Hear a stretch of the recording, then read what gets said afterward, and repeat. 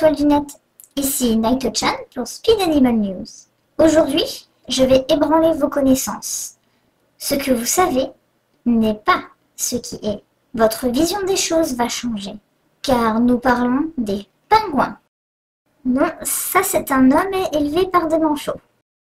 Non plus, ce sont des manchots dans le sud. Savez-vous ce que c'est un pingouin? Un pingouin, c'est ça. Noir et blanc, du bec aux pattes. Depuis des années, lorsqu'on parle des pingouins, dans 90% des cas, il s'agit en fait de manchots. Pas de panique. Je vais tout vous expliquer. Voici à gauche un pingouin. À droite, un manchot. Sur leur lieu d'habitation, on ne pourra jamais les confondre. Car le petit pingouin Alca torda vit dans l'hémisphère nord. Il est assez petit et surtout, il vole. Le manchot, quant à lui, vit dans l'hémisphère sud. Et aucune des 17 espèces de manchots ne sait voler. La confusion vient de plusieurs facteurs.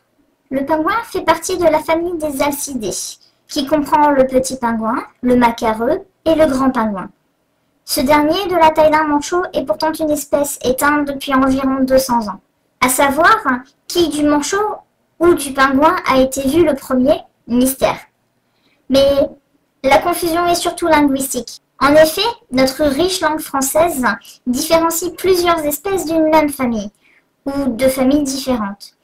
Ce qui n'est pas toujours le cas de nos confrères européens. Ainsi, pingouin et manchot se dit pingouin en anglais, pingouino en espagnol, etc.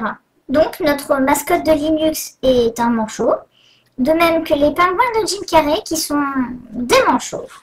Vous comprenez? Les erreurs viennent des traductions simplifiées de titres étrangers plutôt que de véritables traductions. Mais c'est bien connu que concernant les titres de films ou autres, ils ne sont pas faits pour être justes, mais pour être accrocheurs.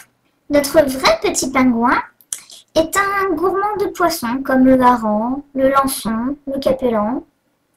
Il vit principalement en mer et ne rejoint les côtes, les corniches rocheuses, que pour la reproduction et l'élevage des petits. Il y a un seul œuf par couvée. La couvaison dure d'août à février. Les petits parents, environ 39 cm, se relaient un mois sur 2 pour tenir l'œuf tacheté bien au chaud. Une fois l'œuf éclos, l'oisillon restera à peu près 8 semaines dans le nid, avant d'atteindre un poids convenable d'environ 800 grammes, avant d'explorer les mers pendant 2 à 3 ans. À l'heure adulte, il reviendra sur son lieu de naissance et perpétuer la tradition. Ce ne sont pas pour autant de grands migrateurs. Nos pingouins européens sont surtout sédentaires. Malheureusement, comme leurs homologues de grande taille, ils sont classés en zone critique. On estime environ une trentaine de couples sur nos côtes françaises. Principale cause de leur vulnérabilité, leur manière de se nourrir. En effet, ils plongent tête la première pour pêcher leurs mets favoris et dans les marées noires et les dégazages de bateaux, ils sont les premières victimes. Même si on estime leur population à environ 770 000 couples dans toute l'Europe. La surpêche également diminue les ressources alimentaires un peu partout. Et oui, le petit pingouin est super mignon. Le manchot n'est pas un pingouin, mais il est mignon quand même. Allez, remettez-vous bien de tout ce chamboulement. C'était Naito-chan pour Speed Animal News.